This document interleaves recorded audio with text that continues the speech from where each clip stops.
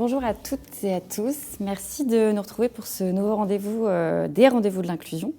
Tout d'abord, je souhaitais vous remercier pour les différents retours qu'on a pu recevoir sur la dernière édition qui a eu lieu le 28 mai dernier. On a reçu ce commentaire que je vous lis, très intéressant et très pertinent. Je démarre à ce poste de référent handicap et ce rendez-vous est une bonne introduction pour moi. Donc on est ravis de voir que ces rendez-vous vous sont bien utiles. Aujourd'hui, je vous propose d'échanger sur le thème de la désinsertion professionnelle et plus exactement comment agir contre et finalement repérer les signaux faibles du désengagement, les prévenir et agir.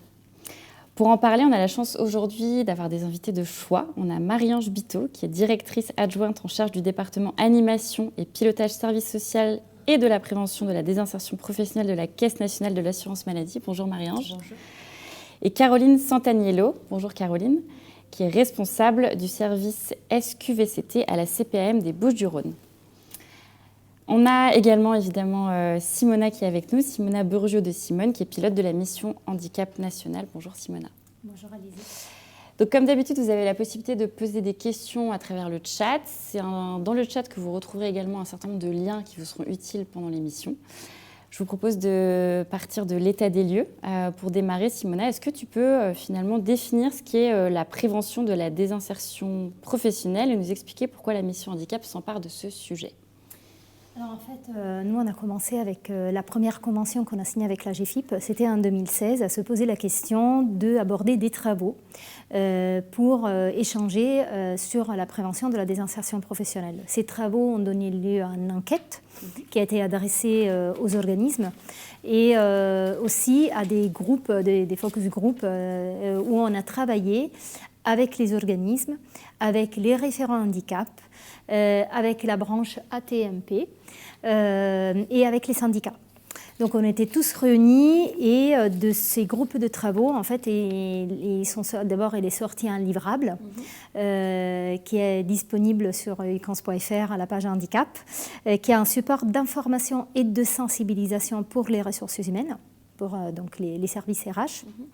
Mais aussi, en fait, nous avons défini lors de ces travaux-là notre propre définition de la prévention de la désinsertion professionnelle parce qu'en fait, il faut savoir qu'il n'y a pas une définition officielle.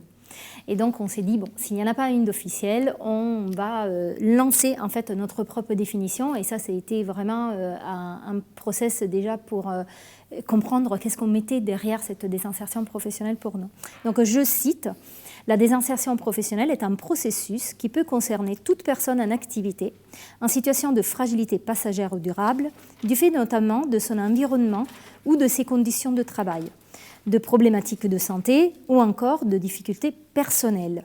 Ces situations peuvent être cumulatives et le vieillissement peut être un facteur aggravant. Ce qui a beaucoup intéressé le groupe, c'est effectivement d'intégrer aussi cette notion de difficulté personnelle.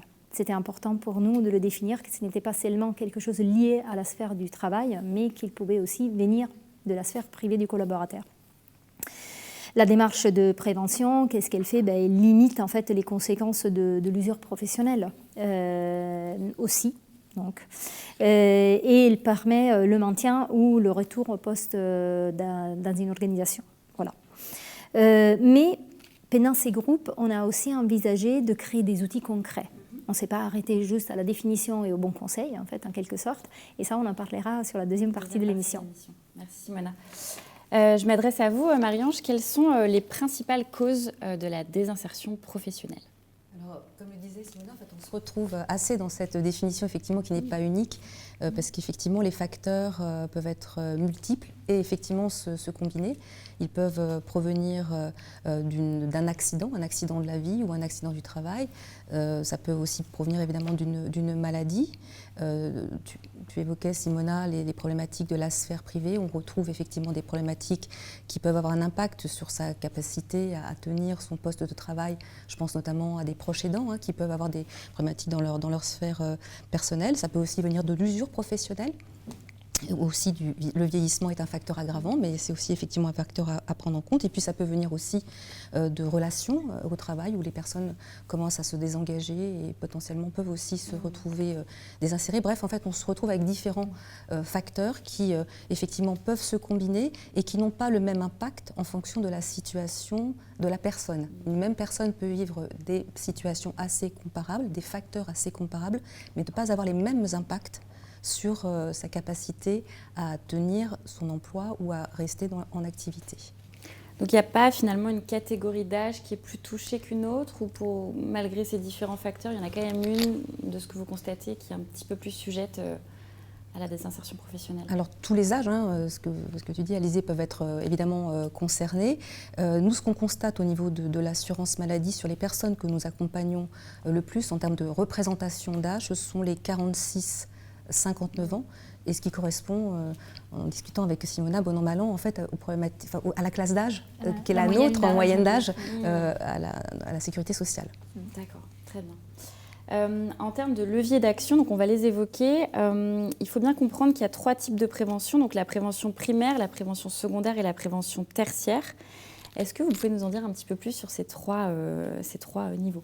Alors, sur ces 3 niveaux de prévention de la désinsertion professionnelle, on est un petit peu, comme l'évoquait Simona, sur des définitions. En tout cas, nous, on a défini ces 3 niveaux de prévention de la désinsertion professionnelle au niveau de l'assurance maladie, pour effectivement distinguer ce qui est de l'ordre de l'action, on va dire, collective et primaire, c'est-à-dire au sens discours de santé publique, qui permettent effectivement que des risques ne surviennent au sens global du terme. Ça peut être par exemple aller sur des campagnes de communication sur le sport, sur la vaccination, sur des questions de posture globale, je sais pas, quand on est par exemple derrière son écran. Donc là, on va parler de prévention primaire parce qu'on est sur des actions collectives de long terme et qui visent des publics très larges.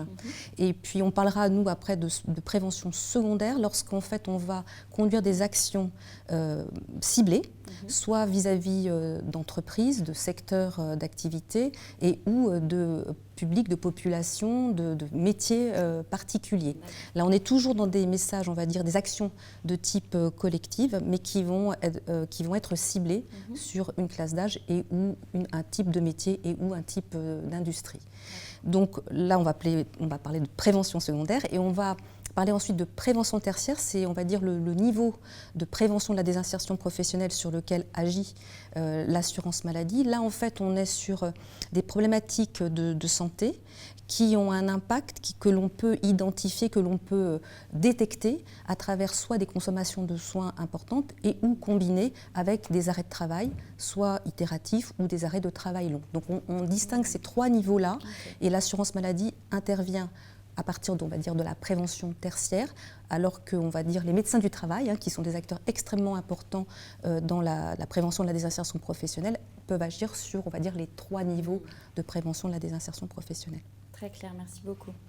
La CNAM a fortement contribué à l'élaboration de la loi du 2 août 2021 pour renforcer la prévention en santé au travail, dont l'un des axes fondateurs, c'est la prévention de la désinsertion professionnelle, justement. Est-ce que vous pouvez un petit peu nous raconter comment vous avez contribué et finalement nous rappeler aussi le cadre un petit peu de cette loi?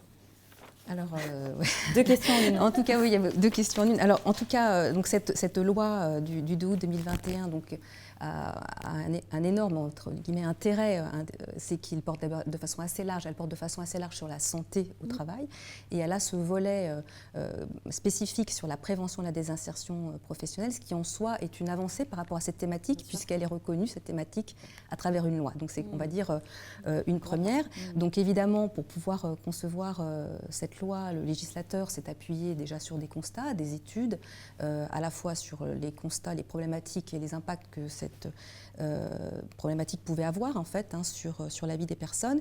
Et puis donc le législateur s'est appuyé sur la HAS, sur les sociétés savantes et bien sûr sur les acteurs, les institutions qui œuvrent sur ce sujet. Donc l'assurance maladie a fait partie des acteurs qui ont été donc interviewés pour pouvoir voir ce qu'elle avait mis en place. Et effectivement, on retrouve dans la loi des dispositifs que l'assurance maladie ou que la branche AT-MP avait expérimenté ou mis en place depuis de nombreuses années pour certains de ces dispositifs.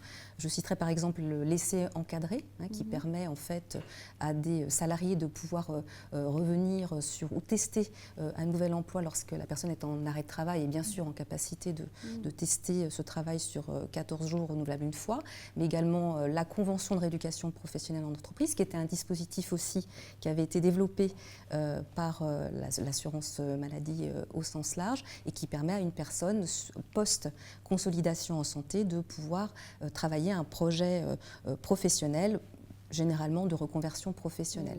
Donc là, ce sont deux dispositifs qui émanent directement, on va dire, de dispositifs développés par l'assurance maladie. Et puis, je citerai également la notion de cellule pluridisciplinaire de PDP, pour prévention de la désinsertion professionnelle, qui était une organisation, on va dire, pluridisciplinaire, comme son nom l'indique, autour des parcours des assurés qui avait été développée par l'assurance maladie et généralisée depuis 2009 et qui a été reprise dans le texte de loi, mais appliqué aux services de prévention santé au travail interentreprises à qui la loi demande de mettre en place ce type de coordination.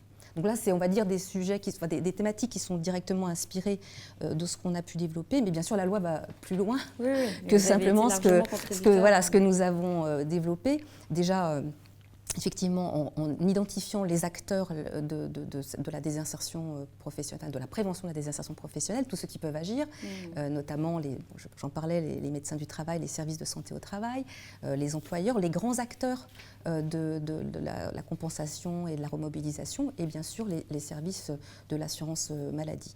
Ensuite, la loi demande en fait à ces acteurs de se coordonner et donc de travailler ensemble sur la qualité des parcours.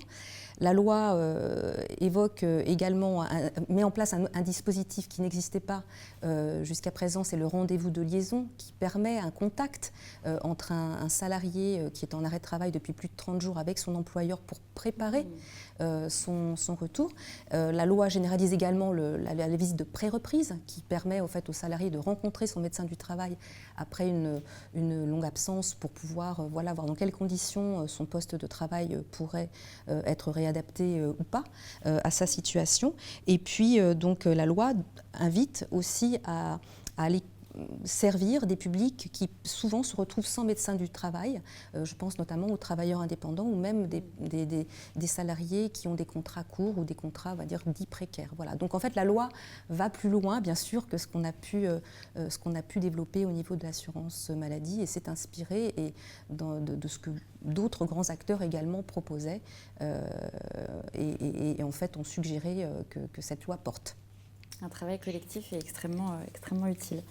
Caroline, je vais m'adresser à vous. Donc vous, dans votre organisme, vous avez mis en place deux actions de prévention sur lesquelles on va s'arrêter. Je vous propose d'évoquer la première, qui est donc la création d'une boîte aux lettres numérique dédiée à toute demande de rendez-vous en cellule d'écoute. Est-ce que vous pouvez nous en dire un mot ? Alors oui, tout à fait. Donc effectivement, à la Caisse primaire d'assurance maladie des Bouches-du-Rhône, nous avons mis en place ce qu'on appelle une cellule d'écoute et d'orientation du personnel. Concrètement, c'est une boîte aux lettres numérique dédiée. Et l'objectif de ce dispositif d'accompagnement, c'est offrir à chaque salarié une écoute, un conseil ou des conseils adaptés aux évolutions que le salarié rencontre dans sa vie professionnelle et aux éventuelles problématiques qu'il peut rencontrer. Mais effectivement, c'est des problématiques qu'il peut rencontrer dans sa vie professionnelle, mais également dans sa vie personnelle. Et je fais le lien donc, avec ce que disait Simona sur la définition de la désinsertion professionnelle, où elle a évoqué les situations de fragilité personnelle ou professionnelle. Donc effectivement, c'est un espace d'écoute et de parole où on prend en compte ces deux dimensions. Donc attention, par contre, je souhaite attirer l'attention sur le fait que c'est un dispositif qui est différent du dispositif Proconsulte qui est proposé par l'UCANS et qui permet à chaque salarié de pouvoir être mis en contact avec un psychologue 7 jours sur 7 ou 24 heures sur 24. Donc on adhère à ce dispositif, mais c'est encore autre chose, c'est quelque chose de différent et là c'est vraiment interne à l'entreprise. Donc concrètement, derrière cette boîte aux lettres numérique, il y a les infirmiers du service santé qualité de vie au travail, une assistante sociale, du personnel de notre organisme. Il y a aussi le directeur des ressources humaines et la directrice des ressources. Et donc, le salarié qui rencontre des difficultés ou qui ressent le besoin envoie une demande sur cette boîte aux lettres numérique et il est très rapidement recontacté en premier lieu par un infirmier ou l'assistante sociale qui vont lui proposer un rendez-vous, alors en présentiel ou par téléphone, pour comprendre le besoin et voir quelle suite à donner, quelle prise en charge donner derrière. C'est-à-dire qu'en fonction du besoin, soit l'infirmier ou l'assistante sociale peuvent prendre en charge le suivi de la situation, mais également réorienter ou faire le lien avec d'autres services, RH notamment. Alors je pense, il y a le service santé et qualité de vie au travail, on prend en charge les situations quand il y a un mal-être au travail. La personne d'affectation RH qui est en charge des besoins, une lassitude sur les différents postes.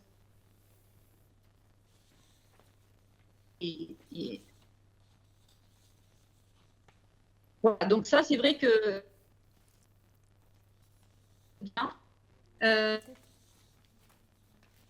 Caroline, pardonnez-moi de vous couper, je ne sais pas si vous m'entendez, mais nous, de notre côté, on a un petit sujet de connexion qui est en train d'être corrigé. Donc, si vous pouviez déjà anticiper le fait de répéter votre dernière phrase, ce serait super pour toutes les personnes qui nous écoutent.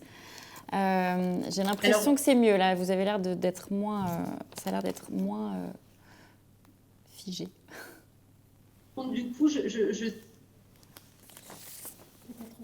mais... Alors, ouais. Caroline, ce qu'on fait, c'est qu'on essaye de régler ce petit sujet de connexion et moi, je garde cette question sur laquelle je sais que je reviendrai vers vous le temps que ça se règle et je passe à la suite. Comme ça, on essaye d'avoir une continuité dans l'émission. Mais on reviendra là-dessus sans aucun souci. Merci beaucoup, désolée en tout cas pour ça. Marie-Auge, du coup, je m'adresse à vous. On n'a pas d'écran entre nous. Est-ce que vous pouvez nous parler des dispositifs en matière de prévention de la désinsertion pro qui sont mis en place donc, à l'assurance maladie et qui sont susceptibles d'intéresser les RH des autres branches de la sécurité sociale? Oui, alors donc Caroline pourrait aussi en parler avec moi, parce qu'il y a bien sûr énormément de choses qui sont proposées par les CEPAM en tant que, on va dire, gestionnaire du risque maladie. Parce que, alors, on va dire que le premier dispositif proposé par l'assurance maladie, c'est le paiement des indemnités journalières. Et c'est le remboursement des soins. Donc c'est souvent quelque chose qu'on oublie. Mais en réalité, si une personne ne dispose pas de revenus de remplacement lorsqu'elle a une perte d'activité et si elle ne peut pas avoir ses soins financés, il y a très peu de chances pour qu'elle aille mieux d'un point de vue santé et qu'elle puisse reprendre une activité. Donc donc ça, on va dire que c'est déjà la première mesure que propose l'assurance maladie et qui est ouverte évidemment aux salariés de l'ensemble des branches. Ensuite, il y a un autre dispositif qui est financé sur indemnité journalière, c'est le temps partiel thérapeutique qu'on appelait dans le temps, on va dire le mi-temps thérapeutique. Alors on a arrêté de l'appeler comme ça parce qu'en réalité, ce dispositif financé sur IJ permet en fait de combiner soins et travail sur une durée de 12 mois quand l'état de santé commence à être consolidé mais pas forcément complètement. Et c'est une organisation qui est totalement souple et laissée à la main entre l'employeur et le salarié et qui permet sur cette durée de 12 mois vraiment d'organiser soins et travail. Et ça, c'est un dispositif qui est très important et qui est aussi énormément prescrit. J'ai évoqué tout à l'heure, et c'est encadré, et convention de rééducation professionnelle en entreprise, donc peut-être j'y reviens pas, ce sont aussi deux dispositifs financés par l'assurance maladie. Et puis bien sûr, l'assurance maladie dispose de fonds d'action sanitaires et sociaux qui peuvent aussi être mobilisés pour des salariés, pour des publics, des assurés qui rencontrent des difficultés matérielles dans le cadre de leur maladie et de leur retour, en l'occurrence pour la prévention de la désinsertion professionnelle, dans leur projet de retour en activité. Et puis bien sûr, il y a le service social.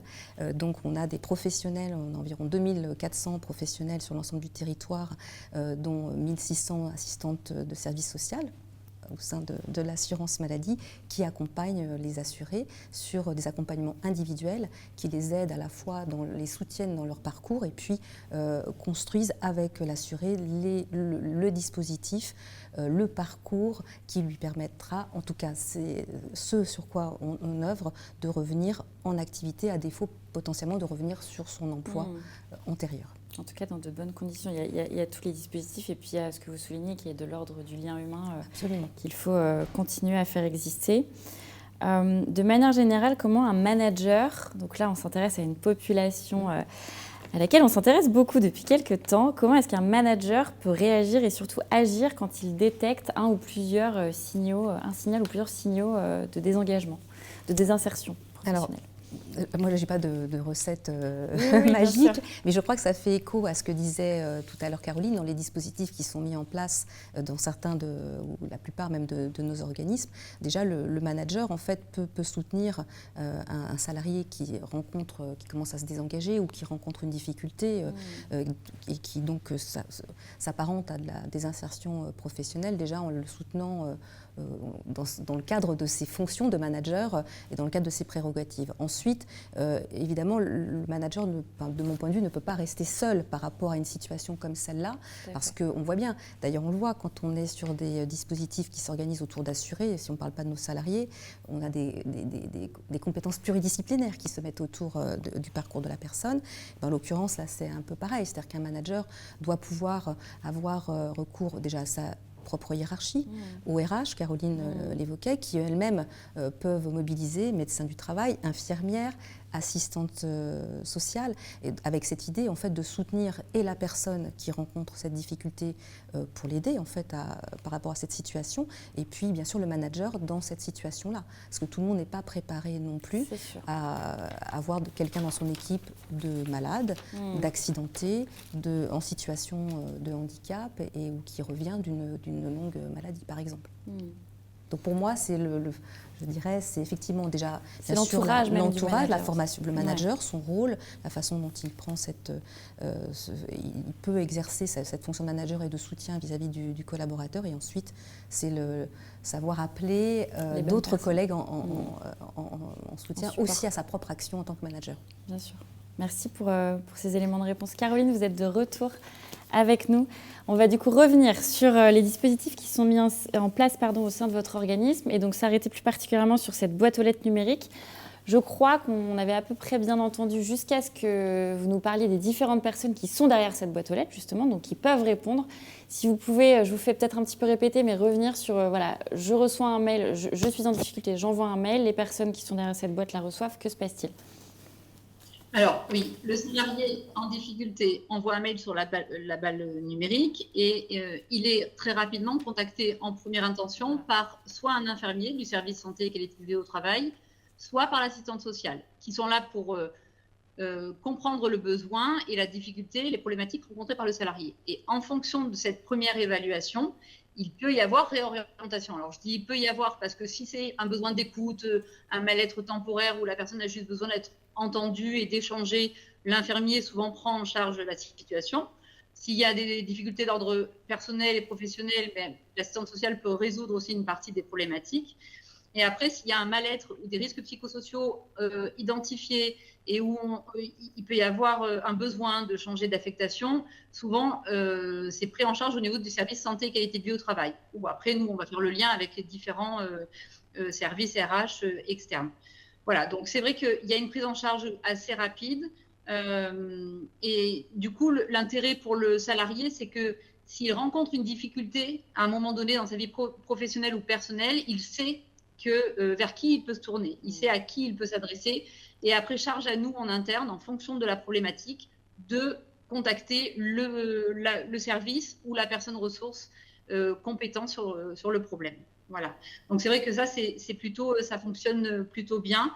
Et effectivement, la réorientation peut se faire vers le médecin du travail également. Hein. Tout à l'heure, Marie-Ange en parlait beaucoup, et c'est vrai que le médecin du travail est un partenaire essentiel dans la prévention de la désinsertion professionnelle. Vous évoquiez Proconsult tout à l'heure, donc c'est un autre dispositif qui est propre à votre organisme. Proconsult, on en avait parlé le 17 juin dernier, donc s'il y a des personnes qui nous écoutent, qui sont intéressées et qui ont envie d'en savoir plus, il y a une émission qui est disponible sur equance.tv. Caroline, toujours avec vous. Vous avez également mis en place un système de suivi et de mise en œuvre des avis médicaux et de gestion des situations sensibles. Est-ce que, pareil, vous pouvez nous en dire un petit mot ? Oui, alors là, on a 2 tableaux de suivi. On a un tableau qui est mis en place pour l'ensemble des avis médicaux via lesquels le médecin du travail demande l'aménagement du poste de travail. Alors, ça peut être un aménagement du temps de travail, ça peut être un aménagement en matière de matériel spécifique ou du télétravail. Donc, ça, on a un tableau de suivi. Le fait de le mettre dans un tableau de suivi, ça nous permet de nous assurer que l'aménagement est bien mis en œuvre, puisqu'on fait le lien avec le responsable en lui faisant part de l'aménagement demandé, et en retour, on s'assure qu'il a pris en compte et il a mis en œuvre l'aménagement. Ou que s'il ne peut pas le mettre en œuvre, il en explique les raisons et on fait le lien avec le médecin du travail pour voir éventuellement quelles autres propositions il peut faire. Donc ça, c'est un premier tableau. Et il y a le deuxième tableau qui a toute son importance dans la prévention de la désinsertion professionnelle, parce que dans ce tableau-là, on va centraliser toutes nos situations qu'on considère, on appelle ça des situations sensibles. En fait, ce sont des situations de mal-être. L'origine des situations peut être un avis médical, mais ça peut être aussi les personnes qu'on a reçues en cellule d'écoute. Et donc, l'ensemble de ces situations sensibles, c'est-à-dire les salariés pour lesquels l'état de santé risque d'impliquer à plus ou moins long terme un changement d'affectation parce qu'il y a un risque de désinsertion professionnelle si on le maintient sur son poste et que l'objectif, donc, c'est de le maintenir en emploi. Hein. Donc, voilà, on les centralise dans ce tableau-là et dans ce tableau, on a un certain nombre de données, l'origine du signalement, ce qui a déjà été engagé à ce jour, quelles sont les pistes envisagées. Et une fois que l'action est résolue, elle rentre dans un onglet situation close et donc terminée, le salarié est généralement a été changé d'affectation ou reclassé. Le point positif de ce tableau, c'est qu'il est localisé sur un serveur partagé avec un autre service RH qui est le service développement RH et qui, eux, ont la connaissance des besoins des différentes directions, des postes disponibles, etc. Et donc, ils peuvent faire le lien avec nous en fonction des situations et des pistes qu'on a indiquées sur le tableau pour recruter le salarié, parce qu'on tient compte aussi des préconisations médicales quelquefois. Et donc, voilà, on peut faire le lien avec eux. Donc ça, il y a une approche pluridisciplinaire de la situation. Et une fois par mois, on se rencontre et on balaye l'ensemble des situations pour voir voilà, quel salarié n'est pas encore reclassé ou changé d'affectation. Et voilà, donc au fur et à mesure, on traite nos situations comme ça et on s'assure qu'on balaye l'ensemble des situations qu'on considère comme sensibles. Voilà.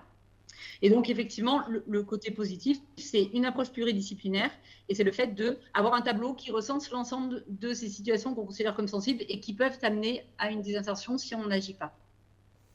Très intéressant, c'est vrai que vous soulignez la pluridisciplinarité finalement qui est quelque part obligatoire hein, quand on se retrouve face à ce type de situation. Et voilà, c'est très intéressant que vous ayez cette régularité aussi de rencontres et d'échanges avec l'autre direction RH pour bien croiser les informations et adapter au mieux les actions qui sont proposées à ces salariés qui peuvent être dans des situations délicates.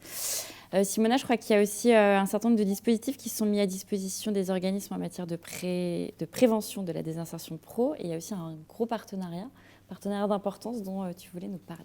Oui, c'est le partenariat avec Cancer at Work. Donc, c'est une association. Et nous avons noué un partenariat au niveau de la sécurité sociale, mais on invite localement les organismes à nouer le partenariat directement avec l'association. Pourquoi ? Parce qu'en fait, le partenariat local permet la mise en visibilité, la mise en route déjà sur les sujets de prévention de la désinsertion professionnelle et en lien notamment là avec les maladies chroniques, mais aussi la mise en visibilité des outils qui existent déjà. Parce qu'on va le voir tout à l'heure aussi, mais quand on a questionné les organismes en 2019, on a quand même remarqué qu'il y avait pas mal de dispositifs déjà existants. Et en fait, grâce à ce partenariat, on va donner, on peut dire, du sens localement aux actions communes en lien avec ce qui est déjà fait et ce qu'il peut être fait. Et entre autres, parmi les choses qui peuvent être faites, nous, on a mis à disposition la plateforme Alex, qui est une plateforme d'accompagnement des collaborateurs, des managers et des aidants qui traversent une période de maladie. Donc les managers peuvent accompagner un collaborateur qui traverse la période de maladie comme l'aidant, et le collaborateur lui-même se retrouver sur une phase de justement départ en arrêt maladie et sur la phase du retour, qui n'est pas anodine cette phase-là, parce qu'elle est très délicate. Et on le voit notamment sur un autre outil qu'on a mis à disposition, c'est la vidéo sur les outils RQTH, en fait, la vidéo nommée Patient, le patient. Cette vidéo, on voit bien comment peut être difficile un retour en fait, à l'emploi, là où, et pour la personne et pour les collaborateurs, pour les collègues, la personne, en fait, elle croit pouvoir reprendre son poste avec ses propres compétences d'avant, mais en fait, la maladie, c'est une traversée. On ne revient pas tout à fait de la même manière, et parfois, et intérieurement, vraiment par rapport au chemin qu'on a fait, mais aussi parfois au niveau des capacités cognitives, notamment, parce que les médicaments peuvent avoir un effet sur toutes ces parties-là. Et donc, c'est pour cela que la reprise, c'est vraiment un moment qui est très délicat et qu'il faut l'accompagner. Donc, nous avons cette vidéo de sensibilisation et la plateforme Alex comme outil d'accompagnement. Merci Mona. Alors je crois qu'on n'a pas encore de questions, tout est extrêmement clair et limpide pour les personnes qui nous écoutent. N'oubliez pas du coup que le chat vous permet de poser ces questions, on aura un temps d'échange à la fin de l'émission. On va passer à la séquence 2, la deuxième partie. Donc l'idée là, c'est de présenter les nouveaux outils de la mission handicap, donc ils sont tout nouveaux, tout chauds. Simona, il y en a un qui est à destination des RH, qui est donc une plateforme dans laquelle ces personnes, ces RH, peuvent retrouver une multitude de ressources. Et il y en a un autre qui est à destination des managers, qui est plutôt sous forme de serious game. Est-ce que tu peux nous en dire un peu plus sur l'un et sur l'autre? Oui, alors, et nous montrer. Oui, on va les montrer tout à l'heure. Premièrement, ces travaux, en fait, ces nouveaux outils sont issus des travaux de 2019. On s'est vraiment posé la question, qu'est-ce qu'on peut donner de concret à l'organisme. Et donc, on a réfléchi à quelque chose d'un peu plus ludique, on peut dire, c'est le Serious Game, et quelque chose d'un peu plus ressource, comme une plateforme PDP. Donc, cette plateforme de prévention de la désinsertion professionnelle est un outil qui est centralisé, en fait. C'est un outil qui est assez complet et qui a à la fois un accès direct à des ressources, en fait, mais aussi à des outils de mise en pratique et des fiches de bonnes pratiques. En fait, elle est conçue sur un format e-learning, la plateforme. Elle est accessible depuis le site ucans.fr à la page handicap, mais elle n'est pas encore aujourd'hui visible. On la lancera via une lettre d'information qui arrivera sûrement, je pense, juste après les vacances scolaires. Donc d'ici quelques semaines, on est sur la finalisation et en fait, elle est divisée sur une partie pour comprendre les notions clés, sur une partie d'apprendre à appréhender plutôt les enjeux et sur la partie d'agir de manière concrète avec effectivement une boîte à outils. On peut la voir peut-être à l'écran pour voir rapidement comment donc il y a, je mets des lunettes, excusez-moi, il y a l'objectif et le contexte qui est remis avec 4 séances et une boîte à outils. Et tout ça, bon, ça dure environ 30 minutes. Mais on verra, en fait, les séquences, elles sont de côté. On a rendu, bien évidemment, les outils accessibles et on a une télétranscription de toutes les vidéos qu'elles sont diffusées. Et sur les différentes séquences qu'on va voir, donc on a dit c'est des modules e-learning, donc on a 4 thématiques qu'ils vont s'afficher. Sur la première séquence, c'est notions et enjeux, par exemple. C'est la séquence numéro 1. On peut lancer, de démarrer cette séquence. Soit on a 3 modules, soit on les lance tous en même temps, soit en fait on se met dans le détail du module et je ne suis pas obligée de les voir dans l'ordre dont ils sont disposés. Donc là, par exemple, on voit une infographie qu'elle va se mettre en mouvement et elle est assez ludique, on peut dire. Et on aura aussi d'autres modules moins graphiques, mais plus de contenu. L'avantage, c'est en fait, moi, ce que je souhaitais, c'était une solution qu'elle pouvait répondre en fait aux besoins de la personne au moment où elle allait se connecter. Est-ce que est-ce que j'en suis sur les enjeux? Est-ce que j'en suis plutôt sur la boîte à outils? Est-ce que j'en suis sur une autre partie en fait sur l'autodiagnostic flash? Qu'il y a aussi sur la troisième partie. Donc en fait, selon le besoin de l'organisme, on se connecte directement à ce qu'on souhaite voir. Donc là, on va voir un peu d'animation, ça permet de comprendre déjà comment il est structuré, parce que l'idée c'est que vous puissiez en prendre connaissance au plus tôt possible pour vous y promener sans difficulté. Et après, effectivement, donc, ces différentes séquences, la séquence 1, 2, 3, 4, on voit pourquoi et comment agir, la situation de votre organisme, préparer son passage à l'action. Déjà, on se prépare, on va conclure bien évidemment. Et tout au bout, on va avoir cette boîte à outils. Qui est une boîte à outils qui recense parfois certaines choses qui ont été déjà dites dans l'e-learning et parfois des nouvelles choses. Comme par exemple, on a un autodiagnostic qui est beaucoup plus détaillé, mais on a aussi le lien vers le Serious Game, on a le lien vers les fiches des bonnes pratiques des organismes et on peut aussi déposer sa propre bonne pratique. Donc pour la déposer, en fait, on télécharge un document, on remplit la bonne pratique et on me l'envoie. Et nous, on fait en sorte d'intégrer dans la plateforme les bonnes pratiques des organismes. Pourquoi? Parce que vous en avez plein de bonnes pratiques. Et que les partager avec les réseaux, c'est la meilleure solution, je trouve, parce que c'est du concret, c'est quelque chose qui a été testé sur le terrain, donc sur lequel on a déjà eu parfois les retours, positifs ou négatifs qu'ils soient, et donc c'est une bonne solution de partager ces bonnes pratiques. Et après, on a le Serious Game. Oui. Donc c'est l'autre partie. Le Serious Game, il s'adresse à qui? Il s'adresse aux managers principalement. Les managers, pourquoi? Parce qu'elle le disait Marie-Ange tout à l'heure, les managers sont ceux qui sont confrontés les premiers. Première ligne. Voilà, ils sont en première ligne et pour moi, ce sont la clé de voûte aussi. Pour trouver rapidement des solutions. Pas parce qu'on leur demande à eux d'avoir la réponse à la problématique, mais parce qu'eux sont les premiers qui doivent alerter justement ces équipes pluridisciplinaires, avoir le bon réflexe d'eux.